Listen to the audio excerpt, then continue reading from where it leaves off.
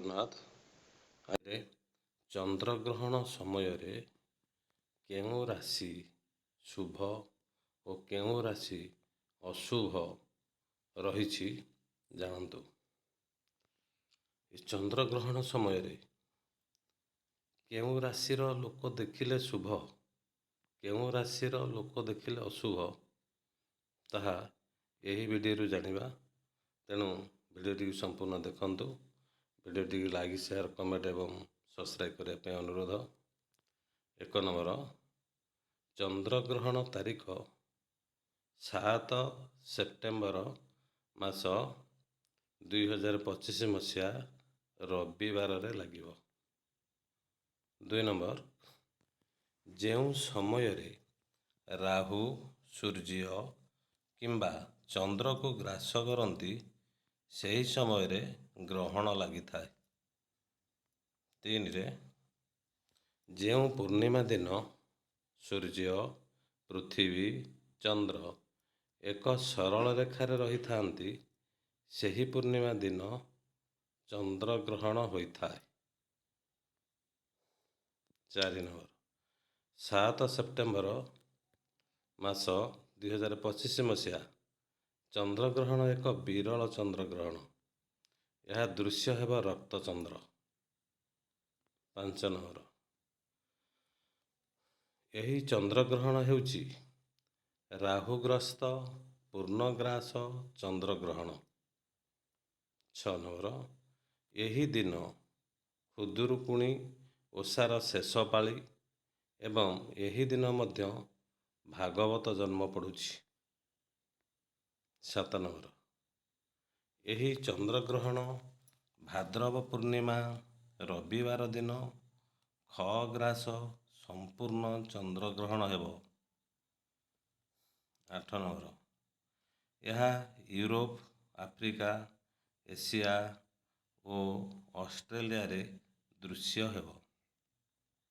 9 number, ଏହା ଭାରତରେ ଓ ଓଡ଼ିଶାରେ ସମ୍ପୂର୍ଣ୍ଣ ଦୃଶ୍ୟ ହେତୁ ଏହା ପାଳନୀୟ। 10 ନମ୍ବର, ପାକ ନିଷେଧ। ଦିନ 12:57 ଠାରୁ ରାତି 1:27 ପର୍ଯ୍ୟନ୍ତ ପାକ ନିଷେଧ।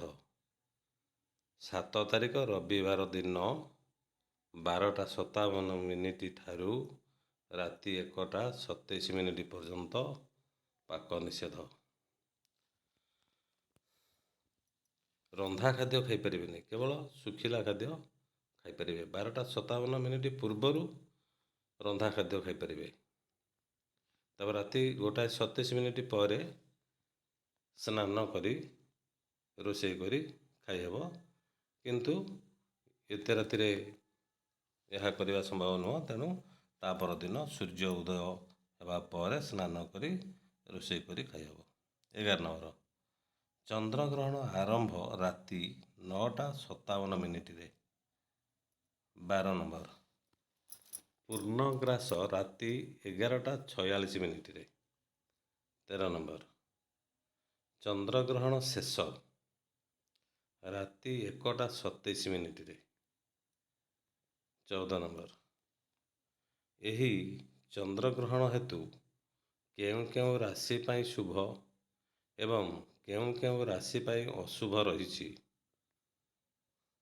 15 ନମ୍ବର, ଅତ୍ୟନ୍ତ ଶୁଭ ରାଶି ମେଷ, ବୃଷ ରାଶି, ମିଥୁନ ରାଶି, ସିଂହ ରାଶି, କନ୍ୟା ରାଶି, ତୁଳା ରାଶି, ମକର ରାଶି ଓ କୁମ୍ଭ ରାଶି। 16 ନମ୍ବର, ଅତ୍ୟନ୍ତ ଅଶୁଭ ରାଶି କର୍କଟ ରାଶି, ବିଛା ରାଶି, ଧନୁ ରାଶି ଓ ମୀନ ରାଶି। ଏହି କର୍କଟ, ବିଛା, ଧନୁ, ମୀନ ଏ 4 ରାଶି ପାଇଁ ଅଶୁଭ ରହିଛି। ତେଣୁ ସେଥିପାଇଁ ପ୍ରତିକାର ଦିଆଯାଇଛି। 17 ନମ୍ବର, 18 ନମ୍ବରରେ ପ୍ରତିକାର ରହିଛି। ଚନ୍ଦ୍ରଗ୍ରହଣର ଅଶୁଭ ଦୂର କରିବା ପାଇଁ ଜଳରେ କଞ୍ଚା କ୍ଷୀର ମିଶାଇ ଗାଧୋଇଲେ ଶୁଭ ଫଳ ମିଳିଥାଏ। 18 ନମ୍ବର, ଇଏ ଗୋଟେ ପ୍ରତିକାର ରହିଛି। ସମସ୍ତ ରାଶିର ବ୍ୟକ୍ତିମାନଙ୍କ ପାଇଁ ଏଇଟା ସମସ୍ତେ ହିଁ କରିବା କଥା। ଶୁଭ ରାଶି ବ୍ୟକ୍ତିମାନେ କରିପାରିବେ, ଅଶୁଭ ରାଶି ବ୍ୟକ୍ତିମାନେ ମଧ୍ୟ ଏହି 18 ନମ୍ବର ଉପାୟଟି କରିପାରିବେ। ଚନ୍ଦ୍ରଗ୍ରହଣର ଅଶୁଭ ପ୍ରଭାବ ଦୂର କରିବା ପାଇଁ ଠାକୁରଙ୍କ ନାମ ଜପ ବା ମନ୍ତ୍ର ଜପ କରନ୍ତୁ।